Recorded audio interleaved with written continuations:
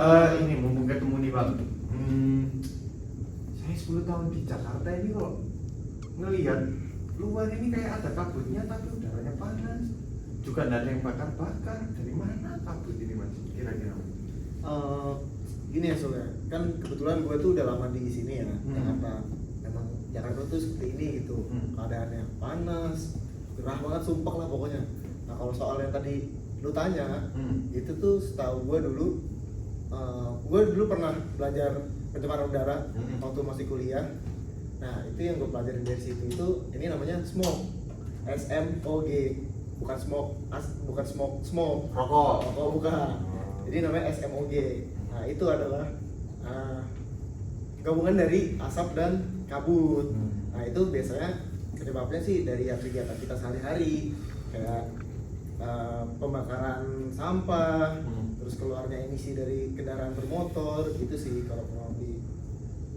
Kalau udah kayak gitu nih Bang, cara kita nanggulangin gitu itu gimana itu? Sebenarnya kalau nanggulangin dari smog ini sih ya balik lagi yang tadi gue udah bilang ya.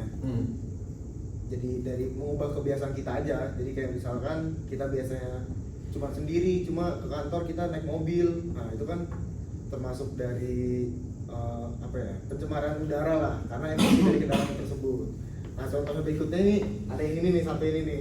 Ini merokok juga termasuk dari pencemaran udara juga. Emang termasuk? Merokok termasuk. Makanya kurang-kurangin merokok. Sorry. Gue mati nih. Jadi gitu sih yang kurang lebih yang gue tahu. Oh jadi namanya pencemaran udara. Ribet juga ya Bang? Ya, so lah. Tadi abang-abang ini bilang juga tentang mungkin menyinggung tentang partikulat ya Bang. Itu dampaknya gimana sih Bang buat lingkungan? Apa cuma dampak buruk aja atau ya memang ada positifnya? Kalau soal itu coba kita tanyakan ke teman kita yang satu ini ya. Nah, monggo. Apa Mas? Partikulat ya Mas? Partikulat. Partikulat itu seperti material yang bertebaran di udara. Tadi Mas juga ada dampak buruk. Betul. Ada dampak buruk, juga dampak baiknya. Oh, Kalau dampak baiknya ya kalau kadarnya sedikit bisa membantu membuat awan untuk hujan. Oh, dari partikulat Iya ya Mas. Kalau negatifnya? Kalau negatifnya sendiri sih hujan asam Mas. Hujan asam. Ada lagi nggak yang mau ditanya kira-kira nih? Mumpung lagi Ada istirahat. sebenarnya masih banyak sebenarnya untuk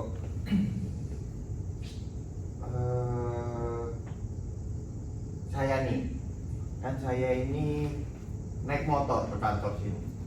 Secara nggak langsung saya kan tercemar oleh udara terus. Tuh. Nah itu caranya saya menghindari itu, terus cara baiknya loh gimana? Kalau saya sendiri sih menghindarinya kayak berangkat kerja pukul 5:30, balik pukul 5. Tapi ya jangan kemalaman Mas, kalau kemalaman di dalam ruangan juga nggak bagus, terkena AC terus menerus.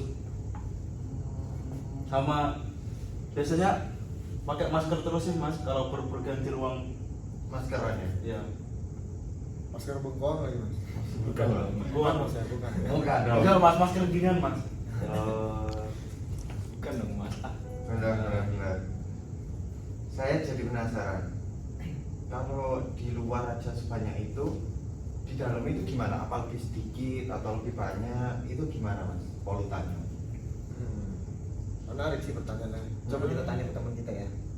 Kalau di luar kan emang banyak ya, tapi kalau di dalam bisa jadi juga banyak kan, karena ini ruangan tertutup tuh.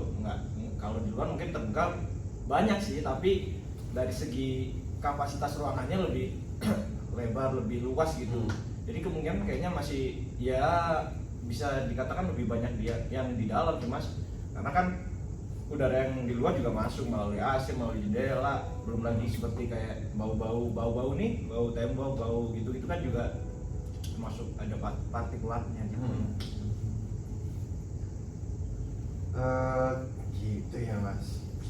Berarti menurut Mas ini yang sudah belajar pencemaran udara di teknik sipil waktu kuliah ya kalau nggak salah. Iya Mas. Fungsinya pencemaran udara di teknik sipil itu apa? dari saya dulu kali ya. Boleh. Kalau dari saya sih sebenarnya pentingnya kalau kita akan merancang sebuah bangunan gitu. Nah, sebisa mungkin kita menghindari yang namanya pencemaran terjadi. Misalkan dari segi sebelum membangun nih prekonstruksi. Biasanya kan kita kalau ada bangunan dihancurin debu-debu gitu dari mobilisasi juga kan pasti banyak debu juga kan Mas. Nah, itu sebisa mungkin kita hindari gitu. Biar nantinya kita ke kesehatan kita, ke kesehatan pekerja, kesehatan lingkungan juga bagus. Kalau dari Mungkin kalau dari saya dan Mas Cesar ini sepakat ya dengan sama pendapat kita. sama sih Mas. Jadi kurang lebih di perencanaan udara itu kita ya gimana caranya mengetahui dan mengidentifikasi gitu masalah yang di udara kita ini ada apa aja sih gitu. Berarti memang penting ya Sangat penting. Sangat penting banget Untuk Mas. sejak Penting. iya. Ya sudah Mas, ini saya waktunya sapu di kantornya bos. Iya. Mari ya Mas. Siap, siap. Makasih ya. Thank you ya Mas semuanya. Assalamualaikum. Waalaikumsalam.